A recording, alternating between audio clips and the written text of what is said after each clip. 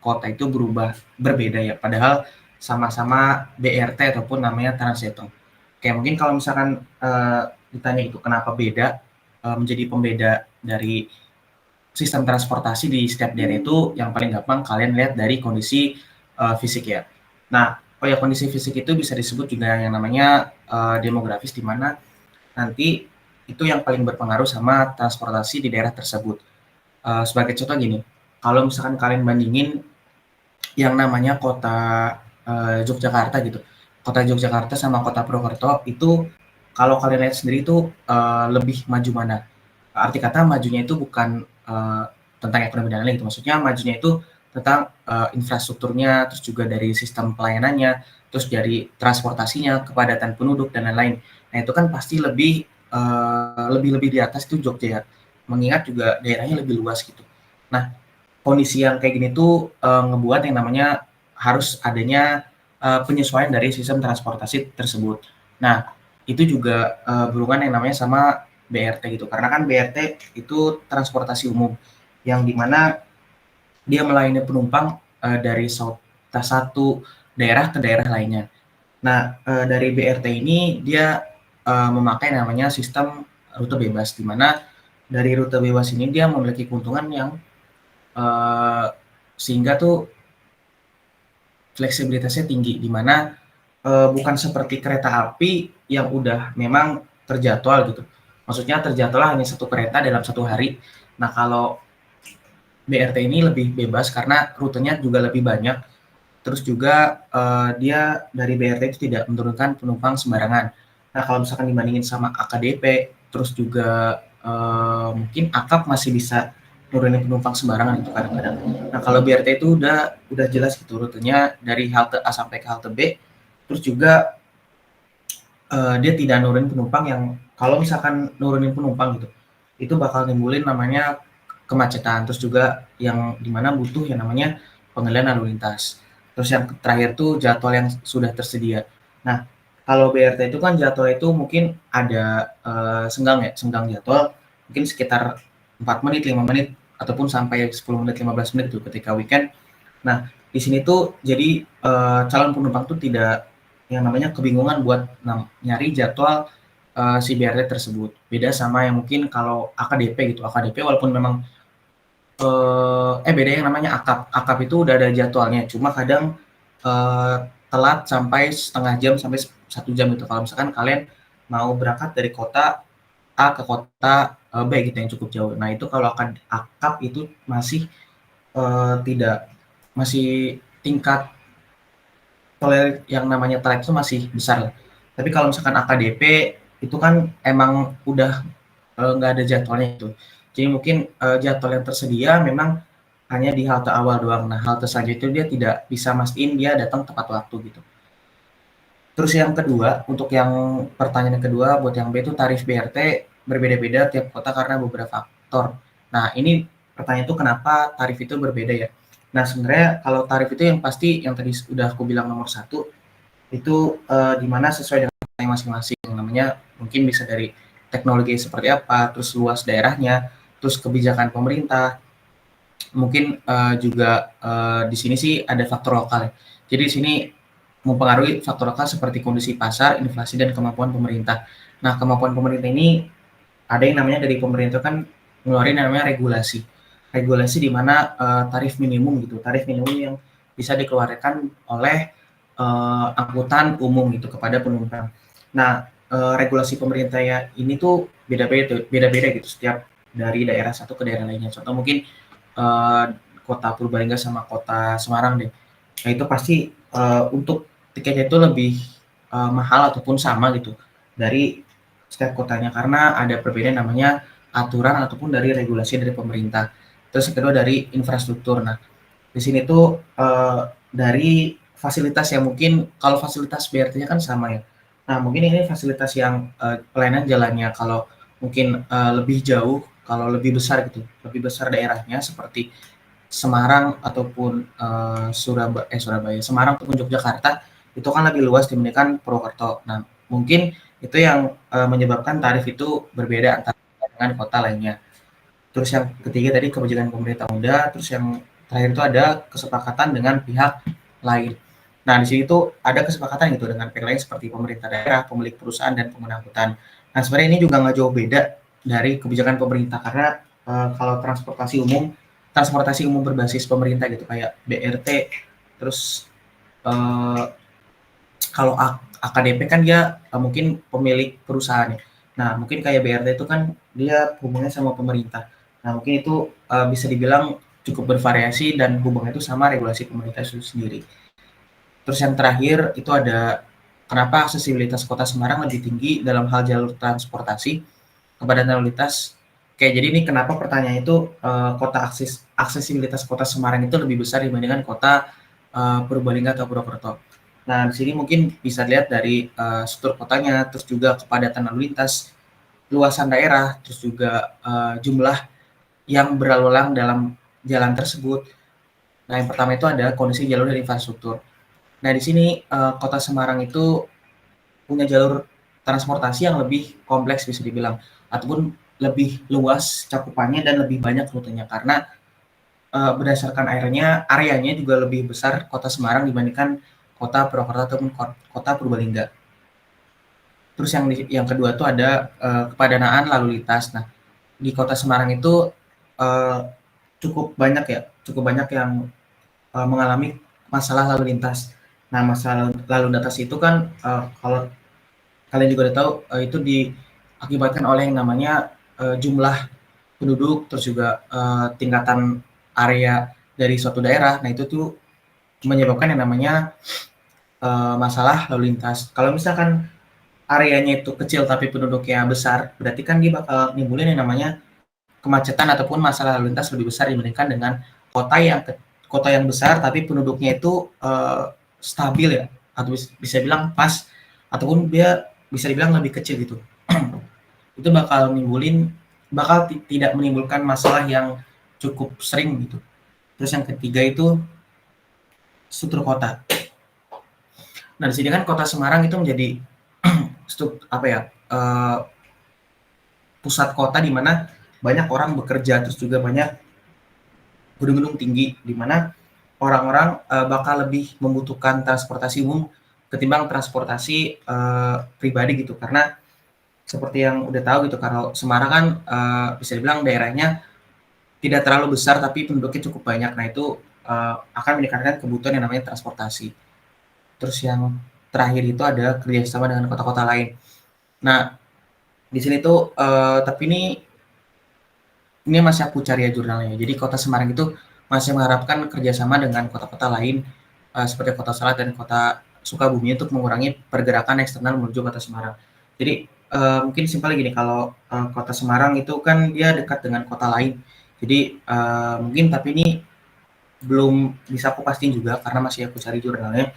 Jadi gambarnya seperti ini. Kalau misalkan Kota Semarang itu kan dia hubungannya dengan kota lain itu cukup dekat ya dalam hal wilayah gitu. Kayak dari Semarang dekat ke Kota Salak ataupun ke Sukabumi gitu. Nah, dari Semarang juga bisa bilang kalau lihat dari peta itu kan letaknya di Jawa Tengah, namun beda gitu sama Kota Purwokerto ataupun Purbalingga yang mungkin uh, membutuhkan waktu yang lebih banyak ketimbang ke pusat kotanya di Jawa Tengah. Nah, di sini mungkin menjadi faktor yang dimana bakal berbeda gitu Kota Semarang dengan Kota Purbalingga dan Purwokerto, baik dari aksesibilitas dari penumpangnya ataupun dari pelayanan transportasi secara publiknya. Mungkin nomor satu kayak gitu, bisa dilanjut ke Mbak Julia buat nomor 2. Oke, untuk selanjutnya nomor 2 benar.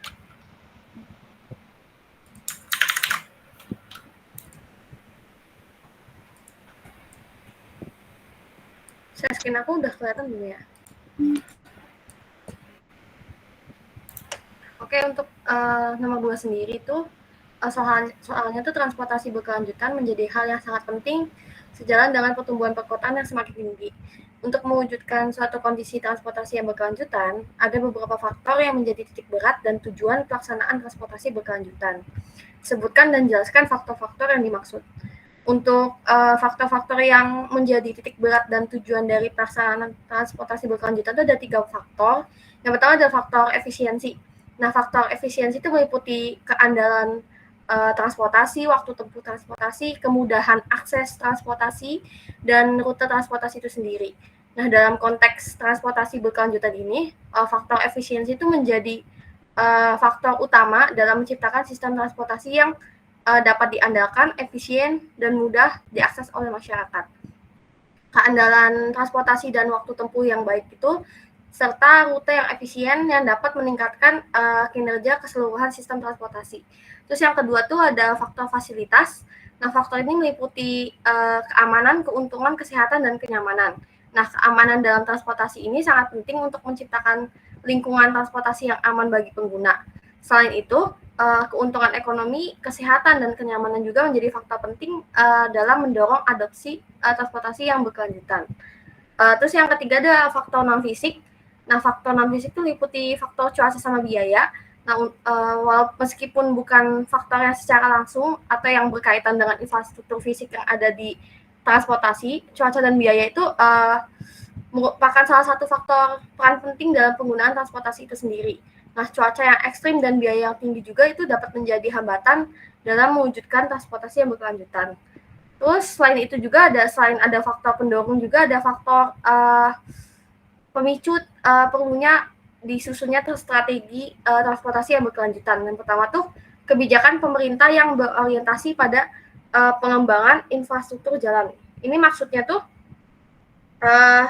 kebijakan pemerintah yang masih berorientasi pada pengembangan jalan-jalan itu dapat menjadi hambatan dalam mewujudkan transportasi berkelanjutan. Hal ini tuh dapat mengakibatkan peningkatan penggunaan kendaraan pribadi yang dapat berdampak pada lingkungan dan kesehatan masyarakat itu sendiri. Terus yang kedua tuh ada kurangnya kajian transportasi yang komprehensif. Ini maksudnya kajian yang komprehensif itu perlu dilakukan untuk mengidentifikasi dampak dari kebijakan transportasi dan mengevaluasi alternatif solusi dari transportasi berkelanjutan itu sendiri. Terus yang ketiga ada pertumbuhan cepat dalam era ekonomi global lebih menuntut pelayanan transportasi yang lebih beragam, baik kualitas maupun kuantitas. Di sini maksudnya hal ini tuh perlu ditekankan perlunya adanya pengembangan sistem transportasi yang mampu mengakomodasi pertumbuhan ekonomi global tanpa merusak lingkungan dan kesehatan masyarakat. Terus yang terakhir tuh ada kekhawatiran akan mengancam penurunan kualitas lingkungan.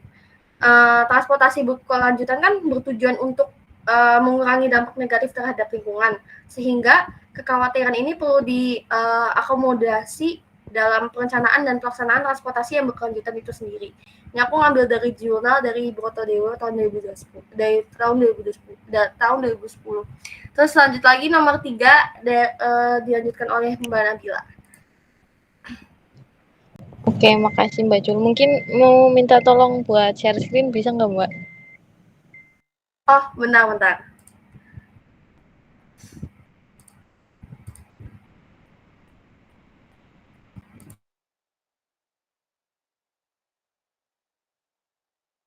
Oke, mungkin untuk yang nomor 3 itu tentang manajemen transportasi ya. Yang ditanyain itu tentang dampak dari pelaksanaan manajemen transportasi dari 3 aspek itu A, B, C. Mungkin aku singgung dulu awalan itu untuk manajemen transportasi. Intinya itu kan manajemen ya, jadi itu gunanya buat mengkoordinasi semua elemen transportasi biar harmonis dan berjalan dengan baik, seperti peraturan, pengoperasian, sama kebijakan-kebijakan lainnya. Nah, buat elemen-elemen dari manajemen transportasi itu sebenarnya bukan cuma 3 ini, tapi kurang lebih itu ada 7. Mungkin nanti yang lainnya aku singgung sedikit. Nah, kita bahas yang di soal dulu. Untuk yang pertama itu dampak dari pembatasan lalu lintas. Sendiri dapat mewujudkan transportasi berkelanjutan yang dapat mengurangi kemacetan dan polusi udara sehingga dapat meningkatkan kualitas udara dan kesehatan masyarakat. Namun pembatasan lalu lintas juga dapat berdampak negatif pada mobilitas masyarakat dan kegiatan ekonomi sehingga perlu dilakukan dengan bijak dan mempertimbangkan berbagai faktor. Nah, jadi tuh pembatasan lalu lintas itu contohnya kayak mencegah lalu lintas kendaraan untuk tidak memasuki atau berhenti atau melintasi area tertentu, kayak misalkan kalau misalkan di jalan tuh ada pelang peringatan yang dicoret merah itu, misalkan sepeda motor dilarang masuk atau truk muatan berlebih dilarang masuk kayak gitu. Contohnya seperti itu. Mungkin kalau misalkan buat di jalan itu biasanya ada penutupan jalan, bisa permanen, bisa enggak, kayak gitu. Nah, dampaknya yang sudah disebutkan tadi. Kemudian yang kedua itu perbaikan layanan transit. Pelaksanaan perbaikan layanan transit dapat meningkatkan efisiensi dan kenyamanan dalam sistem transportasi. Hal ini dapat meningkatkan penggunaan transportasi publik dan mengurangi penggunaan kendaraan pribadi sehingga mengurangi kemacetan dan polusi udara. Selain itu, perbaikan layanan transit juga dapat meningkatkan aksesibilitas bagi masyarakat yang tidak memiliki kendaraan pribadi. Nah, untuk perbaikan layanan transit itu biasanya tuh contohnya itu kayak misalkan pemberian prioritas bagi bus pada persimpangan, jadi itu kayak kita bikin jalur khusus bus gitu biar perjalanannya tuh hambatannya kurang kayak gitu. Terus habis itu kayak penyediaan fasilitas di kendaraan umum, kadang kan bus-bus itu udah ada yang ada toiletnya, terus bisa pakai AC kayak gitu. Jadi itu memperbaiki layanan yang ada agar berfungsi maksimal gitu. Terus untuk yang ketiga itu pengendalian lalu lintas. Untuk pengendalian lalu lintas ini sendiri sama seperti manajemen lalu lintas ya maksudnya. Nah, di situ pelaksanaan pengendalian lalu lintas ini dapat meningkatkan efisiensi dan keamanan dalam sistem transportasi. Pengendalian lalu lintas dapat mengurangi kemacetan dan kecelakaan lalu lintas sehingga meningkatkan kualitas hidup dan keselamatan masyarakat. Namun pengendalian lalu lintas juga perlu mempertimbangkan berbagai faktor seperti aksesibilitas dan kebutuhan mobilitas masyarakat. Nah, untuk manajemen lalu lintas sendiri itu sebenarnya itu sesuatu proses dari supply sama demand ya di sistem jalan raya yang ada biar sistem jalan rayanya lalu lintasnya itu berjalan secara lancar. Untuk proses-proses manajemen lalu lintasnya itu biasa kita mulai dari identifikasi masalahnya dulu. Terus habis itu nanti kita lihat kira-kira alternatifnya yang untuk memperbaiki sistem jalan raya tersebut itu apa. Mungkin untuk 3 elemen dari manajemen transportasi kurang lebihnya seperti itu. Mungkin aku sebutin untuk yang lainnya ya. Selain dari pembatasan lalu lintas juga ada pengendalian lalu lintas. Jadi itu kita mengendalikan sebuah lalu lintas kendaraan dengan menerapkan suatu konsekuensi bagi pengguna sistem transportasi tersebut. Contohnya misalkan kita itu ngebagi daerah-daerah kayak misalkan di PWT ada yang satu arah, ada yang 2 arah kayak gitu. Nggak boleh belok kiri, nggak boleh belok kanan kayak gitu. Terus nanti juga ada sistem fiskal atau keuangan. Jadi itu terkait dengan pemberlakuan pajak bagi kendaraan. Yang namanya ini kan manajemen transportasi ya, jadi semua hal yang bersangkut pautan dengan transportasi itu diatur di sini. Jadi sampai pemberlakuan pajak kendaraan pun, bahan bakar pun diatur di sini. Terus yang selanjutnya itu ada sistem insentif ya. Jadi itu nanti ada sebuah pemberlakuan kebijaksanaan pada pengoperasian kendaraan umum. Contohnya seperti bebas biaya buat pengguna transportasi umum, kayak misalkan contohnya itu yang pengurangan naik pas BRT, kalau pakai uniform bisa 2.000 harganya, kalau aslinya 4.000. Terus habis itu yang terakhir itu kayak penyediaan fasilitas bagi pengendara sepeda dan jalan kaki. Jadi itu kadang kan ada jalan yang nggak ada trotoarnya atau nggak ada buat khusus sepeda kayak gitu kan, biar di jalannya itu lebih baik. Nah, kita bisa nyediain fasilitas tersebut. Nah, untuk elemen-elemen tersebut itu dikoordinasi menjadi satu, menjadi manajemen transportasi. Mungkin kurang lebihnya seperti itu, aku kembalikan lagi ke Mas Ojan atau teman-teman barangkali ada yang ingin bertanya. Oke, makasih Bill. Mungkin karena udah dipaparin gitu dari setiap nomornya, dari teman-teman ada yang mau nanya nggak buat soal UAS tahun lalu?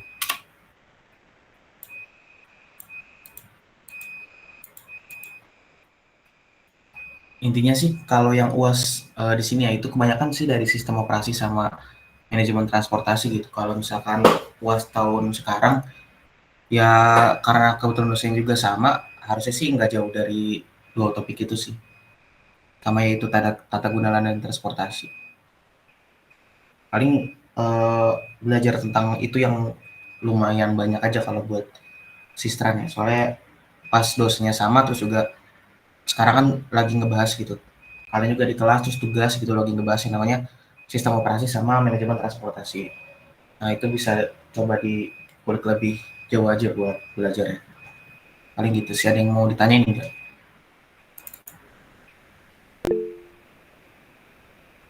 Iya, gimana? Mas izin bertanya, kalau sistem ganjil genap itu termasuknya pengendalian transportasi atau pembatasan, Mas? Sama buka tutup jalur, masuknya ke mana, Mas? Makasih.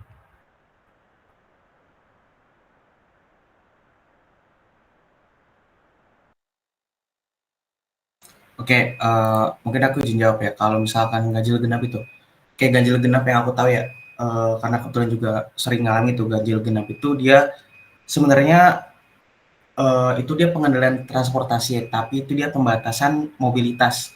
Jadi dia cara ngendalinya itu dia ngebatasin mobilitas. Jadi sebenarnya buat ngurangin kemacetan gitu, biar orang-orang pada pakai kendaraan umum. Tapi kalau di sesuai lapangnya sih juga nggak terlalu pengaruh gitu. Makanya uh, itu masuk itu pengendalian transportasi bukan pembatasan transportasi. Nah kalau misalkan pembatasan transportasi itu kan dia kan nanti kan semua transportasi dibataskan dengan ketentuan yang ada. Nah kalau ganjil genap itu kan dia yang dibatasin hanya kendaraan pribadi roda 4 gitu. Kalau roda 2 kayak motor dan lain-lain itu dia tetap boleh beroperasi gitu. Jadi itu hanya sebuah solusi atau sebuah upaya. Maka itu maksudnya pengendalian bukan pembatasan transportasi. Mungkin itu sih yang aku tahu. Ada yang mau namain nggak dari teman-teman asisten?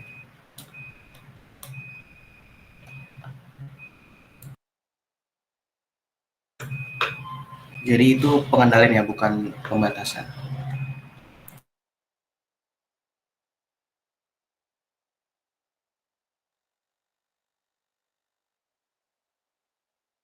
Ada yang mau nanya lagi?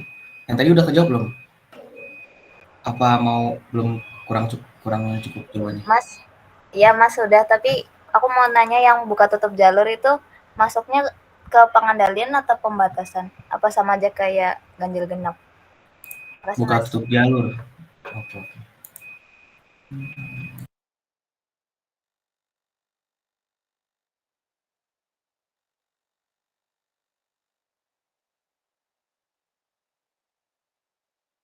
Oke, kalau buka tutup jalur kan dia sistemnya kan jadi itu sistemnya jam ya kalau buka tutup jalur gitu, mau di daerah Puncak, Bogor, Bandung dan lain-lain gitu.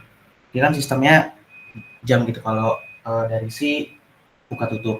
Nah, kalau bedanya sama ganjil genap itu kan, kalau ganjil genap itu dia dibataskan secara transportasi identitas. Kalau misalkan buka tutup jalur, dia sebenarnya dari semua kendaraan, tapi emang boleh kendaraan yang lewat itu kalau nggak salah ya, itu ada aturannya. Kendaraan yang bebas lewat itu kayak mungkin mobil kayak ambulan dengan kita ya, kayak pemadam kebakaran dan terus kayak mobil-mobil yang punya kepentingan lebih penting lah daripada mobil-mobil pribadi gitu. Nah, kalau misalkan buka tutup jalan itu menurut aku ya ini masuknya ke pengendalian transportasi bukan pembatasan transportasi. Karena dia emang udah ada jadwalnya. Jadi orang tuh udah tahu buka tutup jalan itu di jam berapa sampai jam berapa. Jadi dia tuh nggak secara secara transportasi sih dia tuh nggak terbatas buat ke daerah tersebut karena biasanya ya kalau buka tutup itu udah tahu jam-jam buka tutupnya. Tapi ini aku tahu ya kalau buka tutup udah di jamnya. Mungkin ada gitu di daerah kalian yang emang buka tutup itu dia ngikutin yang namanya kondisi lalu lintas ataupun kondisi transportasi yang ada di jalan tersebut.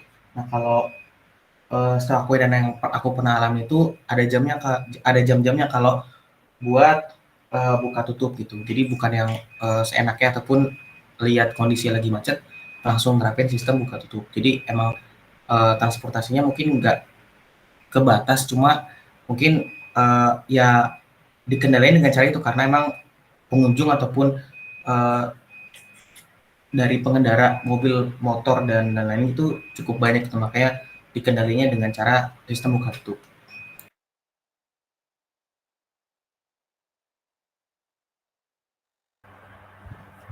Berarti masuknya pengendalian ya, Mas? Iya, kalau itu tuh masuknya ke pengendalian gitu. Oke, Mas. Makasih, Mas. Yo, kalau pembatasan ya, kalau yang aku tahu gitu, pembatasan itu namanya pembatasan dari angkutan umum sendiri. Jadi itu kalau pembatasan dari angkutan itu ya, yang aku tahu tuh kalau pembatasan dari angkutan itu dia ngebatasin yang namanya jumlah penumpang gitu, jumlah penumpang dari MRT, LRT atau Transjakarta. Nah, biasanya itu ada kayak pembatasan jumlah penumpangnya gitu. Nah, jadi kayak misal kapasitasnya berapa ya? Misal kapasitasnya ada 50. Nah, itu dibatasin penumpangnya hanya 48 karena memang dari kapasitas maksimum yang ada. Nah, itu tuh pernah ada dulu di Transjakarta kalau nggak salah. Nah, itu ada pembatasan dari penumpangnya kayak gitu sih kalau buat penumpang.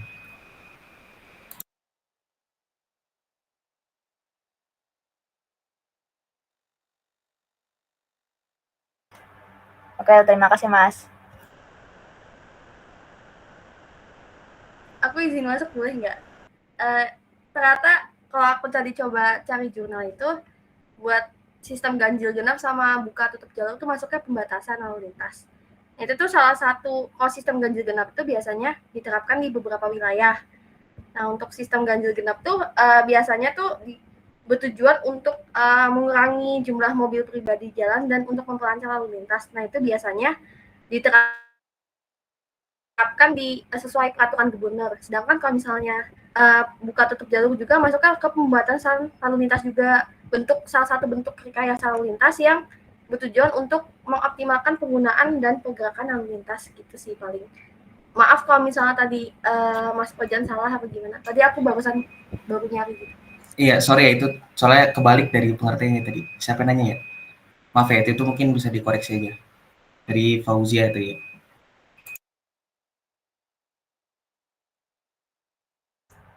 Oke, Mbak, Mas. Makasih, Mas.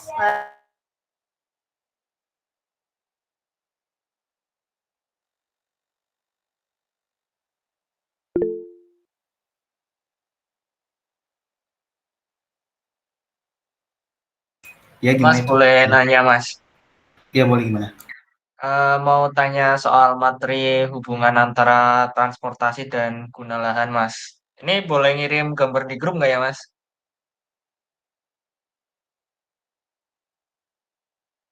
Ya boleh boleh kirim aja. Oke Mas, bentar Mas.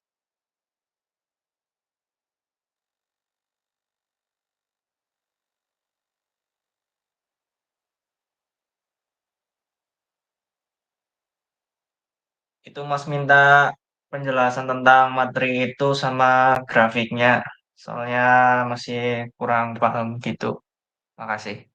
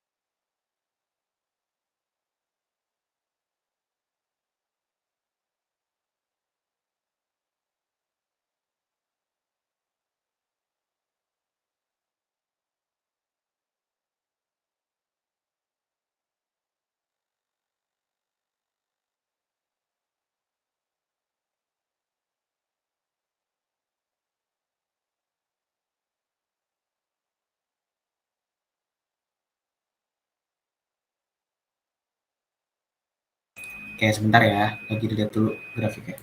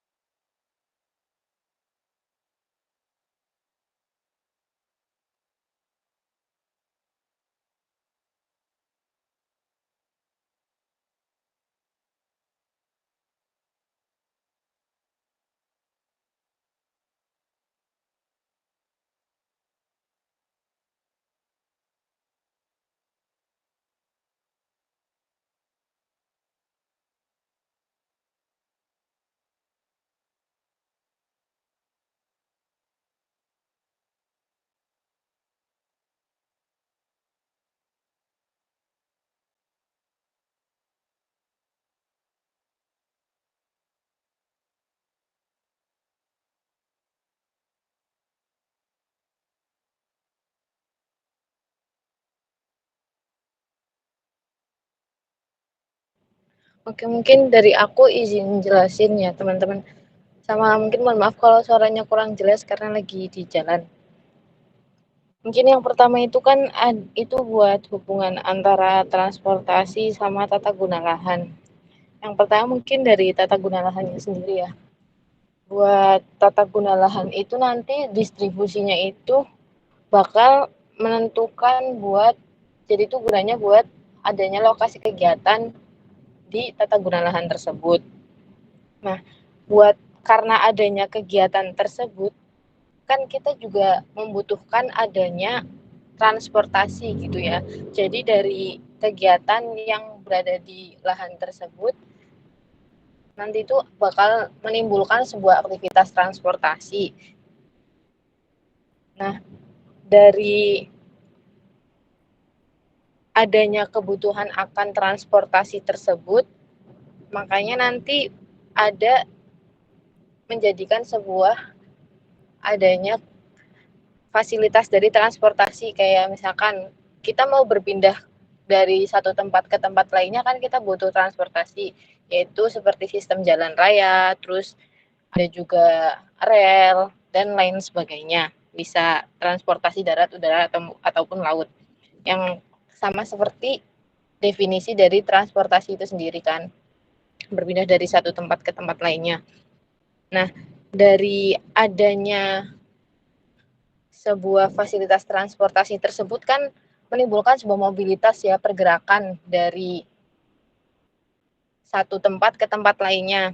Nah, itu saling berhubungan antara tata guna lahan tersebut menimbulkan sebuah aktivitas ya.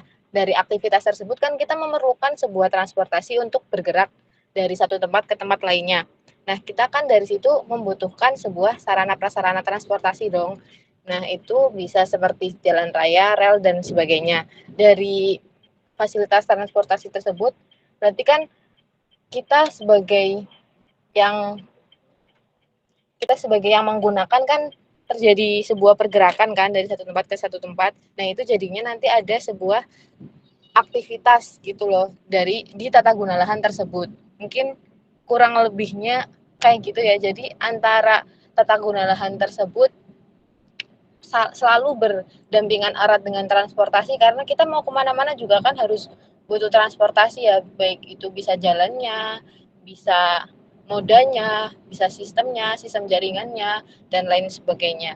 Jadi antara land use sama transportasi itu selalu berhubungan erat karena berhubungan dengan pergerakan. Mungkin kurang lebihnya kayak gitu, atau mungkin barangkali aku ada salah bisa dikoreksi sama Mas Ojan atau Mbak Julia.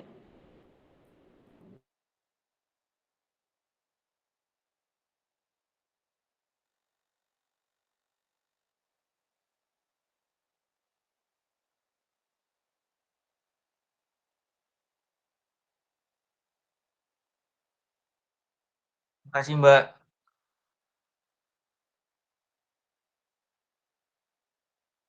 Ada yang mau nanya lagi nggak ya?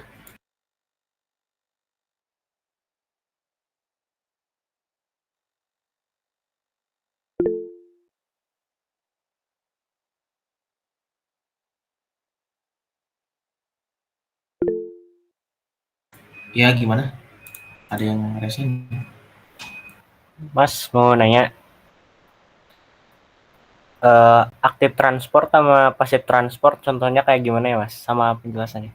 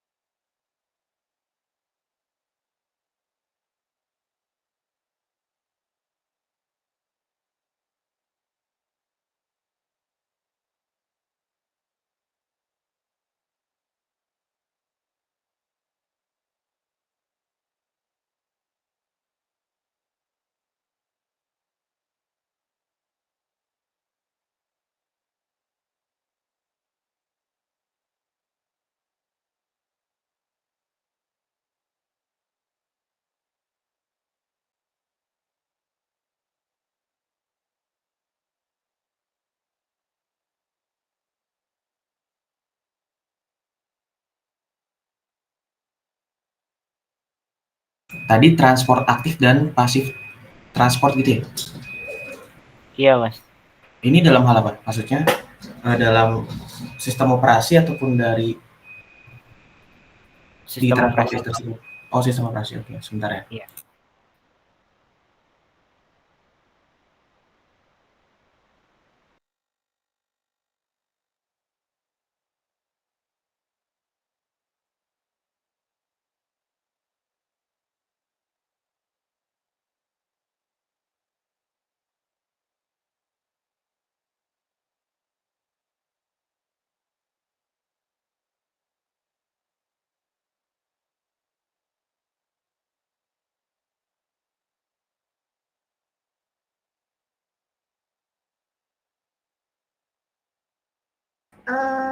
Aku izin menjawab ya. Untuk perbedaan antara aktif transport sama pasif transport itu, kalau untuk aktif transport ini yang aku baca itu jenis transportasi yang mempengaruhi pertumbuhan, kayak pertumbuhan jenis tata guna lahan, karena tiap jenis tata guna lahan yang berbeda itu mempunyai ciri lalu lintas yang berbeda pula gitu. Jadi kayak semakin tinggi aktivitas di suatu tata guna lahan, maka semakin tinggi pergerakan arus lalu lintas yang dihasilkan, sehingga dapat menimbulkan sehingga ditimbulkan dari si aktif transport itu sendiri. Jadi kayak mempengaruhi pertumbuhan si tata guna lahannya. Sedangkan kalau misalnya pasif transport itu jenis fasilitas transportasi yang dipengaruhi oleh tata guna lahan. Jadi misalnya kayak halte, terus kayak terminal, itu kan fasilitas transportasi yang dipengaruhi oleh tata guna lahan atau dari segi apa ya, pola ruang kota itu sendiri gitu. Biasanya posisi tata guna lahan ini mempengaruhi si pasif transport gitu. Jadi kayak bedanya tuh kalau misalnya aktif transport tuh mempengaruhi pertumbuhan si tata guna lahan atau pola ruang kota itu, kalau misalnya pasif transport tuh lebih ke fasilitas transportasi apa aja nih yang dipengaruhi oleh letak tata guna lahannya gitu paling. Mungkin bisa ditambahin oleh Mas Ojan atau Mas Mbak Nabila. Oke, mungkin izin nambahin ya. Kalau transportasi aktif itu kan dihubungkan sama land use. Jadi kalau misalkan kebutuhan uh, di jalan ya, kebutuhan di jalan itu meningkat, contohnya misal penduduknya banyak tapi transportasinya sedikit kan, banyak orang yang mungkin bahasanya terbengkalai gitu, tidak dapat naik transportasi umum gitu. Nah, makanya dia disebut aktif karena saling berhubungan. Jadi kalau misalkan aktif itu tadi dia berhubungan sama land use dan secara kebutuhan juga akan meningkat. Nah, kalau transportasi itu contohnya mungkin kayak uh, apa tuh Trans Jateng, terus juga yang namanya kereta. Nah, dulu tuh kalau misalkan ngelihat zaman dulu ya gitu kan, kalau dulu kan kereta tuh jadwal itu dia lumayan nggak terlalu banyak kayak sekarang ya. Kalau sekarang mungkin dalam satu hari itu bisa 10 ataupun 12 jenis kereta dan di jurusan yang sama gitu, antar kota ya. Ini antar kota ya, bukan antar daerah. Jadi itu dia bakal meningkat gitu seiring yang namanya perkembangan dari jumlah penduduknya. Makanya dia disediakan jumlah transportasi yang lebih banyak. Nah, itu contoh buat transportasi aktif. Nah, kalau transportasi pasif itu dia mungkin bisa dibilang kebalikannya kali ya. Itu dia nggak berhubungan yang namanya tadi teknis dan lain-lain dan kebutuhan.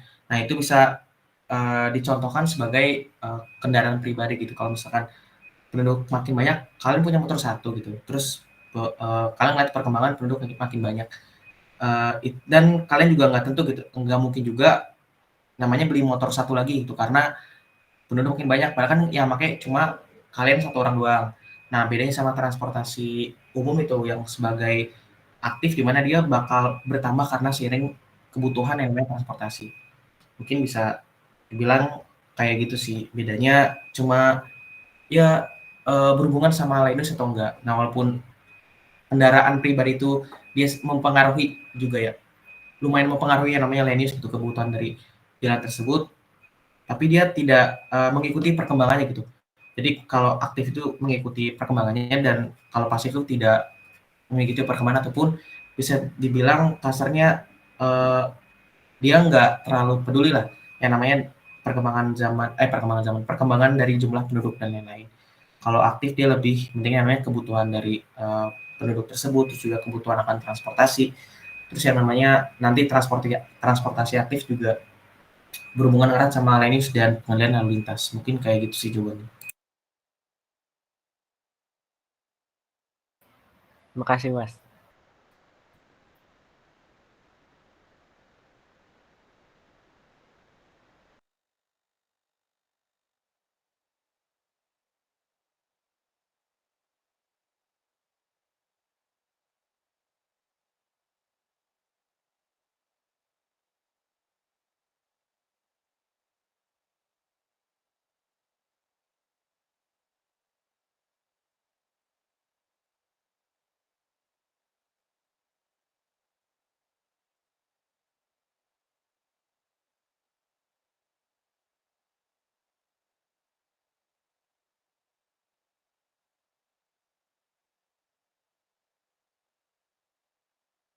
Ada yang mau nanya lagi?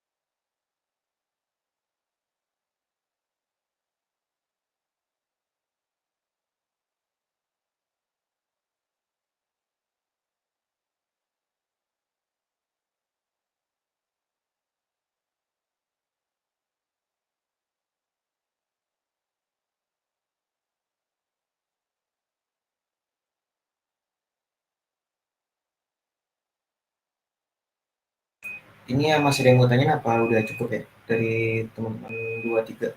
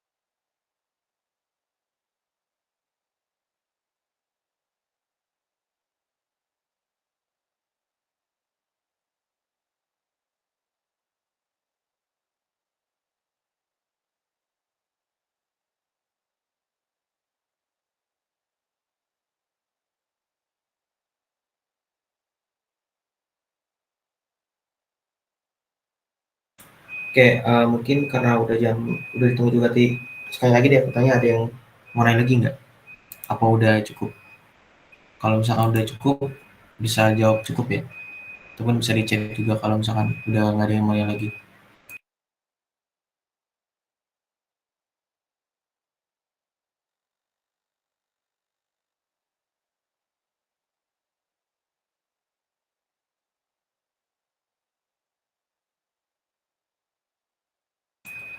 Oke, mungkin karena udah nggak ada yang nanya lagi, dari aku, Mbak Julia sama Mbak Nabila, mungkin cukup segitu ya buat kejarnya. Nanti kalau misalkan ada yang mau tanya, mungkin bisa tanya di grup besar aja kalau misalnya ada pertanyaan lebih lanjut. Dari aku, Mbak Julia sama Mbak Nabila cukup segitu, dan kalau misalnya ada salah kata ataupun salah jawaban tadi, mohon maaf ya. Mungkin aku tutup. Wassalamualaikum warahmatullahi wabarakatuh. Waalaikumsalam Waalaikumsalam warahmatullahi wabarakatuh. Mas, Mbak. warahmatullahi wabarakatuh. Masih